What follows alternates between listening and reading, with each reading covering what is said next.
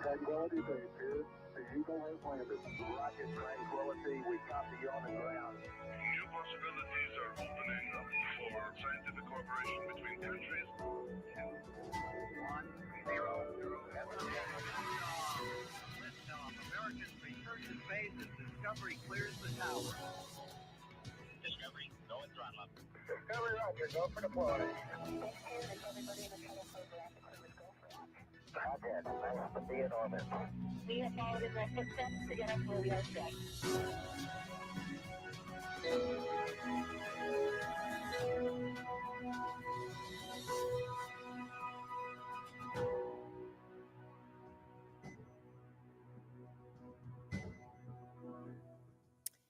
Good evening, everyone, and welcome to NASA's Kennedy Space Center. I'm Reagan Scharfetter here in Florida, where NASA's SpaceX Crew 10 crew members are currently quarantining in astronaut crew quarters ahead of their launch to the International Space Station no earlier than Wednesday, March 12th. Joining us today virtually are Commander Anne McClain, pilot Nichole Ayers, JAXA astronaut Takuya Onishi, and Roscosmos cosmonaut Kirill Peskov. While aboard the station, the crew is scheduled to conduct material flammability tests for future spacecraft designs, engage with students via ham radio, and use its existing hardware to test a backup lunar navigation solution, and participate in an integrated study to better understand physiological and psychological changes to the human body to provide valuable insights for future deep space missions. All said, I know our media partners are eager to speak with the crew, but before we jump into our Q&A, I first want to pass it over to Commander Anne McClain for some opening remarks. Well, good evening from the astronaut quarantine facility here at Kennedy Space Center, Florida. The crew, we arrived today from Johnson Space Center in Houston. And it's really great to be down here. We got to fly in along the coast of Florida and look at the launch pads. And we're really looking forward to this mission and to talking to you about it this evening. Our crew of 4 people, myself, Anne McClain, Nichole Ayers, Kirill Peskov, and Takuya Onishi, we all come from very different backgrounds, different space agencies. We're excited to talk to you about our journeys. And just want to give a little bit of a background of this specific crew and our training to get to this point. We were each assigned to the Crew 10 mission somewhere around the early fall of 2023. So we have been training for about a year and a half for this specific mission to the International Space Station. I know that sometimes it can seem like launch dates move, and this one certainly has a little bit, but the mission that we have to the International Space Station has been the driving force and what we have been training for. We are ready to go with kind of whatever comes up over the next 6 months. Reagan, you mentioned some of the science experiments. We're going to have planned and unplanned maintenance to keep the space station running. We have a plethora of science experiments, both inside and outside of the space station. We have spacewalks, we have visiting vehicles, which include robotics. We have the potential of getting private astronaut missions. And so all of this has been included in our preparation, and we're ready to take your questions on some of that preparation or anything else that you'd like to hear about. Now jump into our Q&A using our phone bridge. And for those of you on our phone bridge, please make sure to press *1 to jump into our question queue and *2 to take yourself back out. And with that, we are going to start with Chris Siegel.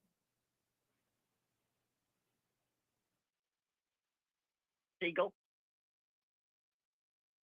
And Jim Siegel, you may go ahead. Yes, thank you. I'm interested in any particular foods or other amenities that each one of the astronauts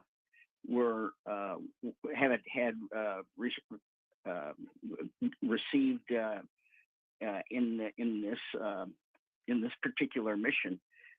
Did they request anything in particular, and what would that have been? Thank you. Yep, I'll take that one. So we do get, in addition to the standard menu, we get to choose some what we call crew selected menus. So we get to choose basically almost anything that's from the grocery store that can be considered shelf stable. The food lab can then test it and either approve it or deny it based on microbial growth. So actually one of the things I'm looking forward to most, I found this little pack of hiking peanut butter on our recent trip to the Washington State to the Northwest. It's a peanut butter with like espresso and chocolate in it. And then I also had some chocolate chips approved. So I'm going to take those chocolate chips, put them on the peanut butter on a spoon and twirl it around. It's my niece and nephew's favorite snack. So I'm excited to share that with them. Anyone else? I want to echo what Nichole just said. So from my previous experience of a space flight, I found that food is really important to relieve our stress and also make our teams bonded together more strongly. And so I'm bringing some Japanese food to be able to share with my crew members, and also so that I can get some joy or relief from my routine works on board the station. So please imagine when you go to foreign countries, maybe for the first couple of days, you may look for something new food, but once you get used to a new environment, you get tired from the new food, and you might want to some local food you get used to. You get used to. So the same thing happens in space. I missed Japanese food a lot. So this time I'm bringing a lot of Japanese food as my crew personal food. So I'm really looking forward to enjoy those Japanese foods. All right, we will go to our next question, which will be Marcia Dunn. Good evening. For Anne, you've surely been talking to Butch and Sunny. What are they telling you? Are they pushing you to hurry up since they can't leave until you get there? And are you taking any presents or surprises up for them to celebrate the end of their unexpectedly long mission? Yeah, thanks for the question, Marcia. We certainly talk to the Crew 9 astronauts more and more frequently as we get closer. We're about to be housemates here in a few days. Their spirits are high. But it's important to point out that as the mission date was getting set, there was a swath of a couple months where it could have landed. And as crew members, we don't get tied to any one date. One of my favorite sayings, you don't really know your space destiny until it's there. And so they really are in good spirits. Of course, they're ready to come home, and of course, we're ready to launch. But the most important thing is that we do both of those things safely. All of us take very serious our responsibility to be stewards of the International Space Station. That is a national orbiting laboratory that is extremely significant for scientific development, for using it as a proving ground for future deep space exploration. And we simply cannot leave it uncrewed or undercrewed for any period of time. And that is first and foremost on all of our minds when we go, is that level of responsibility. And it's certainly foremost on their minds. Honestly, I'm kind of most looking forward to breaking bread with those guys, talking to them, giving them big hugs. We go way back. We've gone camping out in Wyoming with Sunny. Butch and I were office mates when we first got here. Of course, Nick and I are classmates, and we flew together last time. In fact, he flew up right after I got there. We got to spend a significant portion of our mission together. And so, of course, everybody is ready to, like I said, we're ready to go up there. They're ready to come home, but we're not overly tied to when that happens. We are really appreciative to our program managers, NASA, SpaceX, for making the decision based on technical readiness of the equipment. Okay, next question goes to Gina Sinceri with ABC News. This question is for Anne. You're a space station veteran. Did you make any promises to yourself when you left the last time that you would take something different or take different views when you got back? What did you decide you'd do differently? Yeah, that's such an interesting question. I'd like to hear Talk's perspective on that too. My crewmate, David St. Jacques, said something that was really poignant on the very last day when we were there, our last mission in Expedition 59. And he said, one of us may be back to the space station, but of course it's never a promise. And if we come back, it's going to be different. It's going to be a different time. It's going to be a different mission. It's going to be with a different crew on a different vehicle. And we're going to be different people, in the years down the road. And that was so significant to me because I'm so looking forward to the space station, going back to the space station, but I'm very aware that the space station, it's different. It's very modular inside. There's different experiments. There's different stowage. There's, there's just different racks in each of the modules that we can go into. So physically, it's going to look different. The crew is going to be different. We've worked together and trained together. It's very different flying up on a U.S. vehicle out of Florida. But, I think that the big thing that I reflected back on and what surprised me was what I remembered as the years went on that I found important. So I think what I'm trying to do this mission is really remember the important amidst the urgent. Everything is extremely important that we do every day when we get up there. And sometimes you forget to step back and look at the people you're sharing it with. You forget to step back and look out the window and really just take in the significance of where you are. So I think to answer your question directly on this mission, I'm going to really try to savor those little in-between moments, maybe a little more than I did last time.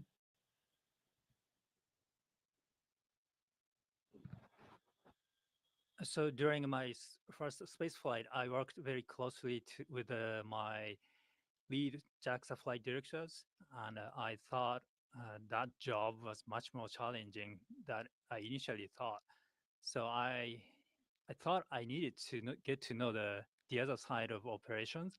So I decided to get qualified as a JAXA flight director post-flight, and I went through the training as a flight control team member, and I finally got qualified, and I worked with my colleagues of JAXA flight control teams.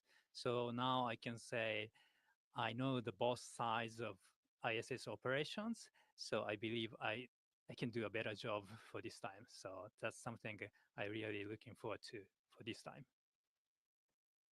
All right, we'll go and we'll pass it on to Jonathan Seri with Fox.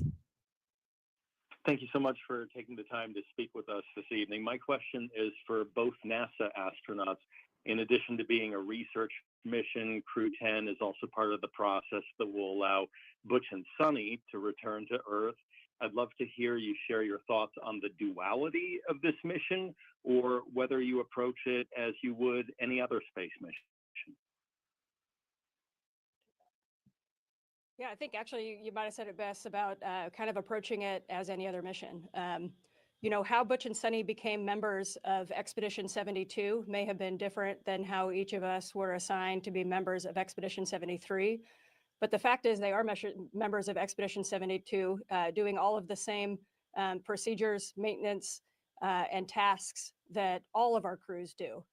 And so I think that we really look at it as a very typical handover. During our handover period, we schedule very distinct activities for the outgoing and the incoming crews to hand over duties. They are going to be some of the people that are training us in current space station operations in that handover.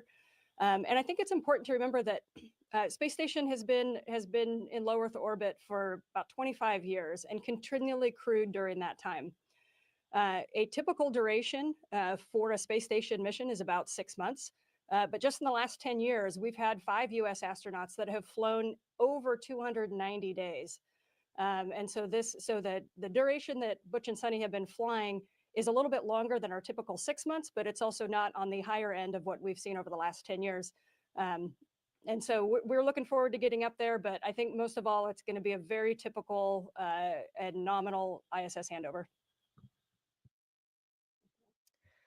I would just echo what Anne said. I think that our ISS program manager said it great earlier this evening, that we are prepared for almost anything here at NASA. That's one of our strengths. We're always ready with a backup plan.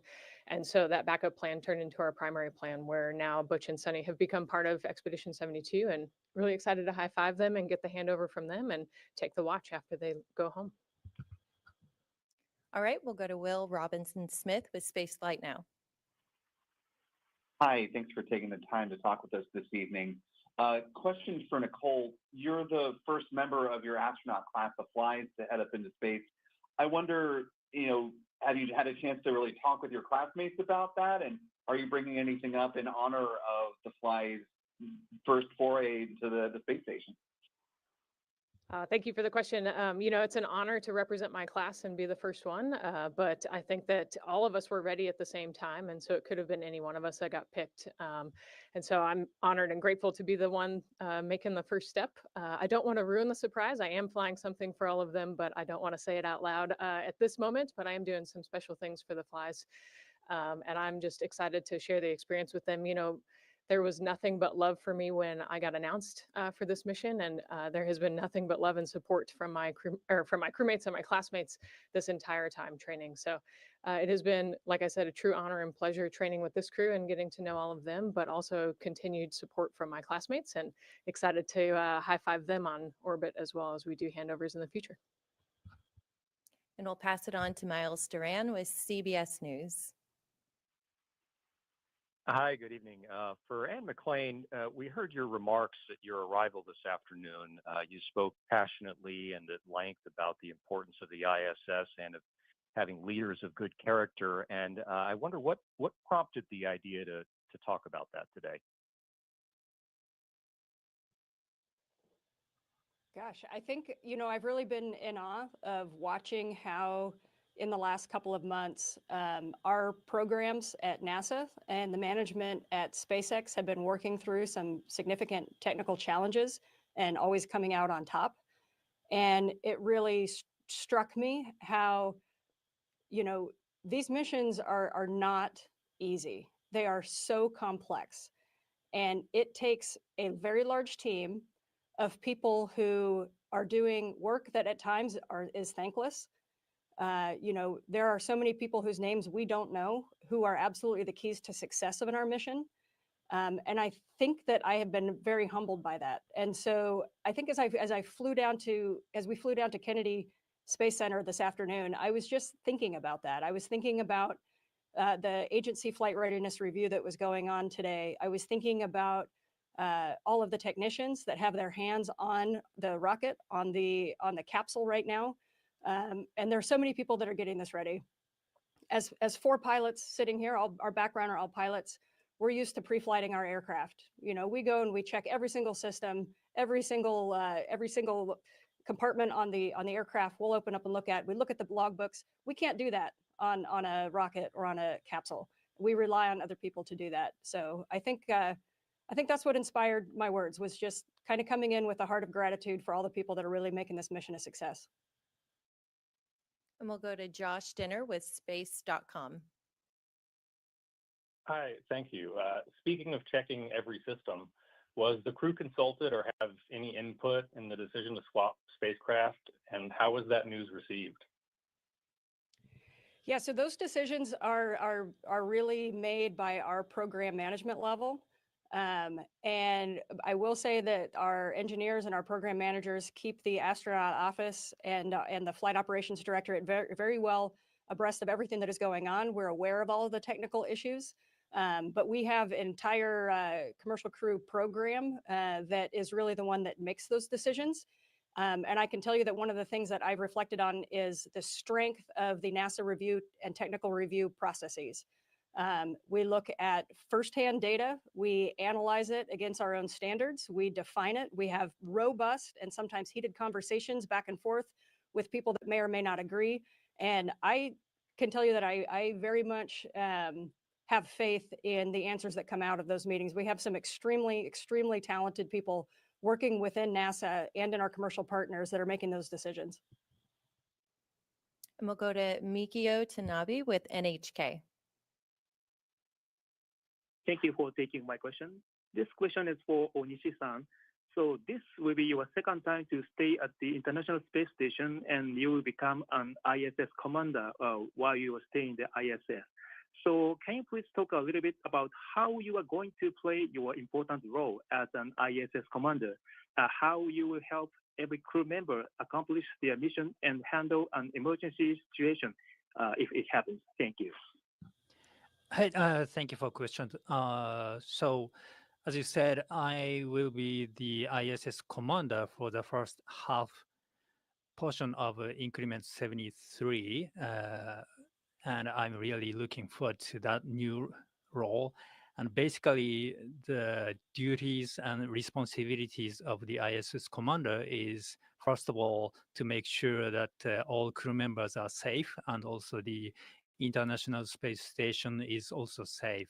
So that's my ultimate goal as the ISS commander. And based on my experience that we went through some emergency training together in Houston or in Moscow, I have already built like a strong trust and also confidence in my crewmates, because they are so capable and we are all pilots. So we are so used to like a quickly response to some emerging situations and following procedures. And even if the situation deviates from our standard procedures, I already saw a couple of times that each crew member responded to that new situation, then kind of swapping their roles independently. So I'm super confident in my crewmates. So everything should be good for us. Then as the commander, I want to make sure that everybody is happy with my decisions. So I will try to make sure that I listen to everybody's opinions before I make any decisions. And also I'm always be open to any feedback from you guys. So thank you very much. And we'll pass it to Paige Reynolds with KRDO TV. Hi, congratulations to you all. My question's for Nichole. Can you just describe how your upbringing in Colorado Springs and Woodland Park, both schooling and the community, has guided you to get where you're at today? Yeah, thank you for the question. I love to highlight Colorado. It's one of my favorite places. I grew up there. As a child, I always had an affinity for the sky and flying and for space. And then growing up right there in Colorado, next to the Air Force Academy during the shuttle era, when I learned you could fly the shuttle, I was like, oh, sold. That's what I want to do. I want to be a pilot in the Air Force. And the Air Force Academy right there with the Thunderbirds flying over every year was just a natural decision for me. But one of my favorite parts about growing up in Colorado is the exploring and the ability to go hiking and camping and kind of figuring out how to live in austere places, which has turned out to be a great analog for what we're training to do here and now. And then, I went to middle school in Colorado Springs and then high school in Woodland Park, and was able to learn a ton about math. That's kind of my favorite subject. I'm a little bit of a nerd. I was a math major in college, and my master's degree is in math as well. So just growing up in that environment, and then also the schooling where I was able to really excel and advance in math and get to the Air Force Academy, and then played sports my whole time there as well. So plenty of opportunities in Colorado, both outside and inside the school system, and it really set me up for success to get where I am today. All right, and we'll go to Austin Sack with KXRM TV. Yes, hello. I wish you all the best on your mission. This question is also for Nichole. Kind of similar, your ties to Colorado, but I was hoping you could expand and share as much as you can about the level of training that you had to go through to make it to this point. Obviously, being in the Air Force Academy, you went through similar training or somewhat similar to. So what was maybe the difficult part of training to be an astronaut? And if you had a tip for any younger community members growing up who have dreams to follow your shoes one day? Sure. Yeah, that is a wonderful question. Going to the Air Force Academy, it's a military academy, obviously. So you go through basic training and then went through a lot of different programs while I was there. I then went on to get a master's degree and went on to pilot training. And then I learned how to fly the T-38, and then I learned how to fly the F-22. So each of those are formal courses for the Air Force. And then I came here and started the formal course, the initial training for us as an ASCAN. So 2 years of initial training, followed by a year to year and a half of training for this mission. So I like to say that I've been just living in a training environment for most of my career, but I've learned a ton, and I'm excited to go execute this mission. And I think that what I would say is that one of the most challenging parts of our training here in ASCAN training is the neutral buoyancy lab and learning how to do a spacewalk. As a F-22 pilot, we were kind of on the operational tip of the spear in the military, and now we get to go do things that are on the operational tip of the spear for humanity and go out into the vacuum of space in a spacesuit that is basically like a small spacecraft. And so it's just you and your buddy out there, and you're working to fix something that broke on the space station. And if you run into a problem, it's on you guys to work with the ground team to come up with a good game plan to fix it. And so it was one of the most challenging and rewarding parts of the training here at NASA. And then the thing that I would say to everybody, that I always say to everybody and all the little kids out there is, find something you're passionate about. I mentioned I love math. That took me pretty far in academics, and I loved flying. And so find something you're passionate about, go work really hard at it, get good at it. And then surround yourself with good people, because you're probably going to be on a team somewhere. So I always say, be a good teammate, be a good human, and work hard, and you'll get anywhere you want in life. Okay, next question comes from Pablo Fuente. Hi, thank you for doing this. My question is for Anne. It is my understanding that the handover is going to last 2 days instead of 5. Considering that you have rookies on this flight, do you guys need some pre-work on Earth to be able to work through that process efficiently? Thank you. Yeah, that's a great question on the handover. I appreciate that. And of course, as was mentioned in the mission management press conference right before us, it will be potentially a shorter handover. So first, I want to say something about the capabilities of our first-time flyers. And that is, if these first-time flyers, if nobody was on space station and we weren't with them, they could absolutely go up and do the space station mission. Would it take a few more calls to the ground? Yes. Would some mistakes be made? Maybe here and there. But I will tell you that efficiency is what we're really going after or during this handover period, because time is money on space station. Astronaut crew time is expensive, and we want to be as efficient as possible, as quickly as possible. And so the question for handover, it's not one of safety, it's not one of mission accomplishment, it's how efficient can we get? So space station does change around on the inside a little bit. And so even Takuya and I, the veterans of the space station, we're going to need to go in and see kind of how they're doing things right now, make sure we can fall into the mission in that way. But it's also important to remember we have another crew member up there. Don Pettit is our Soyuz crew member, and they are not doing a handover until April. So even though Crew 9 will return, we will have somebody that has been up there since last fall that can show us the ropes and show us any gaps in our knowledge. And we certainly have enough time with Crew 9, with Nick Hague in particular, to get a really good Dragon docked operation handover. I don't think the shortened handover is going to be any problem, and certainly everybody on the crew is ready to execute. All right, next question comes from Robert Perlman with Collect Space. Thank you. Two questions about symbols for your mission to any crew member that's appropriate. First, NASA made note that you designed your mission patch first by using AI. Can you describe that process? What prompts did you give it? And second, until you swapped capsules, I think you were in a position to name SpaceX's New Dragon. Did you pick out a name already? And do you know if that name will stick, or does that now fall to its next crew? I'll take the first part of that question. So I was one of the masterminds behind the patch here. And, you know, as I sat down to try to think of, I'm not an artist. I said I'm a mathematician. So as I sat down to try to think of what our crew, who our crew is and what we want to represent, you know, this day and age, AI is a really cool tool that we get to use to kind of help us brainstorm things. And so my husband and I sat down and we just started typing out things in an AI image generator, and eventually came up with a few ideas that I liked, pulled from those, and then sat down with an artist and really discussed the vision for the patch, which is in the rest of that patch description. You know, we wanted to highlight the fact that all four of us are professionally trained pilots, which is why the wings are featured on the patch, and then the ascending and descending trajectory in the form of a Roman numeral X for Crew 10. There's 10 sides to the patch. There's all sorts of meaning in the patch.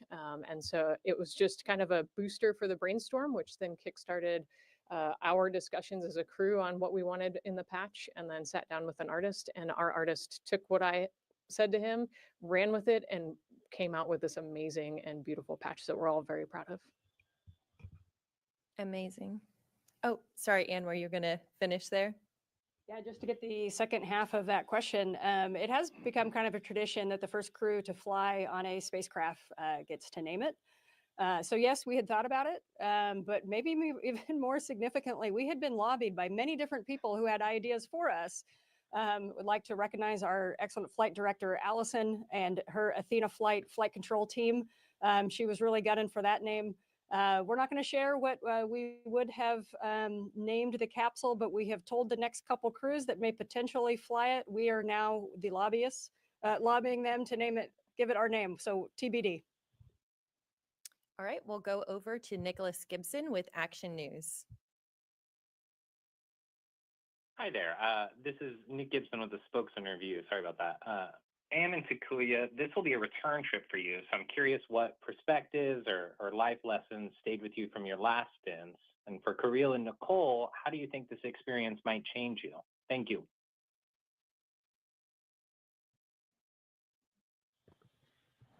So in addition to my experience as a JAXA flight director, so I flew to the International Space Station in 2016. So it's been already 9 years, and since then, I'm sure there are a lot of progresses in our operational systems as well as our research. So I really want to see those progresses in our operations and research.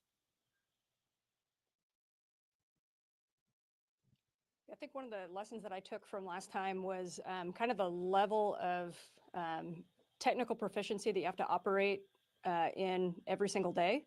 But at the same time, how much you rely on your crew members. As soon as our crew was named, I think I flashed back to my last flight and remembered how the crew that I flew with, they are my brothers and sisters. You know, I still get a huge smile on my face every time I see them in the hallway. And I realize, you know, these are the people that I'm going to build that same relationship with, while we all get to, one, live out a dream, and two, we get to be operators on this amazing equipment, both flying up there on a SpaceX Dragon and being part of the space station crew. So I think I'm just really humbled by the magnitude of the experience. Well, answering my part of question, I think it's hard to predict how this flight will change me, but I'm sure that I will get a wonderful experience and a lot of experience that I'll be able to apply in future missions. And hopefully we'll have some future projects together and build some more science. I think for me, I'm excited about the view, getting to see the world from that perspective. But I've talked a lot about teams this evening, and I'm excited to share the experience with this team, but also to see the team that we are on the ground. You know, there are no borders. You can't see borders from the space station. So I'm excited to see how all of us individuals form into one world while we're up there. Okay, next question is from Jackie Garter with The Times. Hello, thank you. Anne, you said earlier when you arrived that you rely on the media to be telling your stories, and there's been quite a story woven around your mission. So after you've rescued Butch and Sonny, for each of you, what is the activity or project or experiment that you're most looking forward to that will define your part in the space station story? Thank you.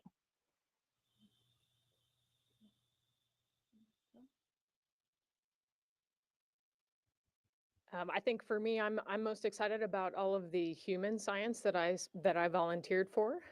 You know, we don't get to learn anything about the human body in space unless an astronaut has volunteered for that experiment. And so I'm most excited to, you know, donate my my body to science. And you know, I'm involved in a cartilage study, a bone study, an eye study. So all sorts of different things that we're going to learn just from living in space for a long duration. And, you know, I'm excited to see how we use all of those experiments to then get onto the moon and onto Mars, and how we use that and extrapolate that data into longer duration missions as we continue to explore further outside of our atmosphere and onto the universe. I think one of the things I'm looking forward to is seeing the advancement in technology and science since the last flight. You know, it's easy to say space station's been flying for 25 years. It benefits everybody on Earth. But when you are living it year to year to year, you see these like logarithmic leaps in our ability to do science on the space station. And every single year that space station flies, there is more benefit to everybody on Earth. One of those that I'm looking forward to is our protein crystal growth experiments that we are running on space station. It is a similar type of experiment, but it's being run in a completely different manner now than it was 5 years ago. 5 years ago, we were saying, could we grow crystals on space station? And now we're saying, wow, we can grow crystals on space station. How can we maximize these to better cancer research, the better Parkinson's research? Cancer immunotherapy drugs. 10 years ago, if you got cancer, the robust benefits of immunotherapy and Keytruda were not as known as they are now. The rate at which we were able to learn about those was significantly increased on space station. So I think what I'm looking really forward to is kind of comparing how we do things now to what we did 5 years ago, and then being part of one of those breakthrough experiments that is going to happen on 2025. And we're going to find out what that is when we're there. So one of the experiments I'm really looking forward to is called ELF, ELF. That means electrostatic levitation furnace. So instead of building a furnace with thick metal walls on the ground, we use electrostatic force to levitate the sample and also control its position. And we use lasers to heat it up to 3,000 degrees Celsius. To understand how the material samples behaves at such high temperatures, such as viscosity and surface tension and so on. We can use the same technology on the ground, but the range of materials we can levitate is very limited on the ground because of the existence of the gravity. So that's why we do this experiment in space. Then the reason why I'm really looking forward to this experiment is in 2016, I worked on the initial checkout of this experiment device, and we have been going through a lot of technical challenges with this device initially, because it was so difficult and challenging than we thought initially to precisely control the tiny piece of sample using electrostatic force. But we made some adjustment to our software, and also we made some adjustment or developed a new piece of hardware for modification.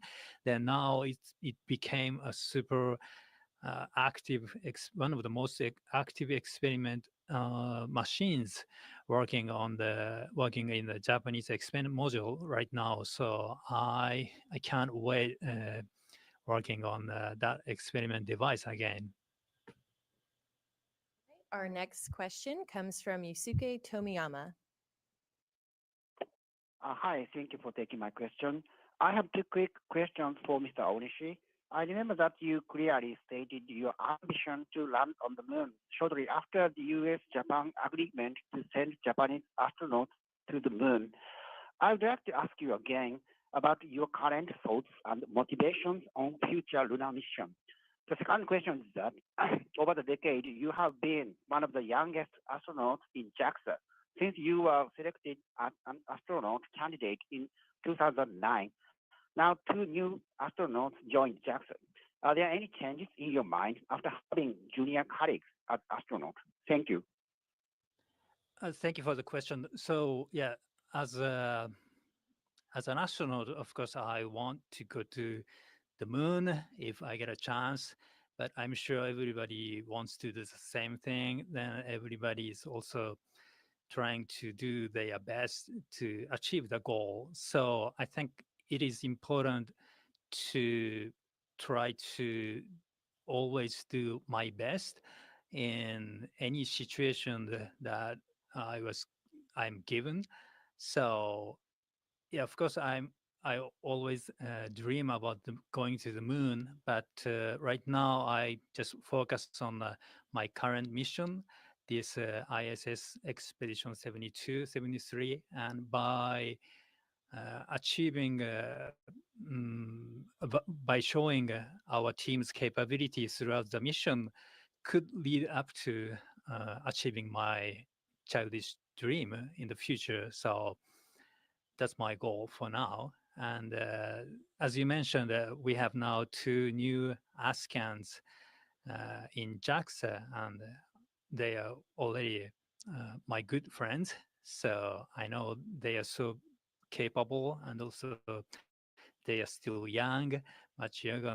One of them is much younger than me, so I guess she has much more chances than I, because I'm getting old and I don't know how much time I have left in order to make my dream comes true. So I wish them best luck in their future explorations and also their first future space missions as well.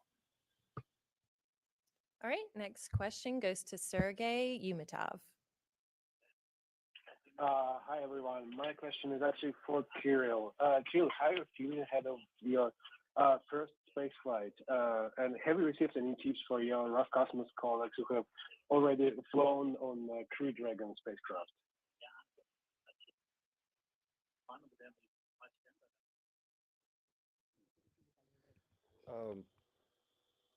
Yep, I got a couple.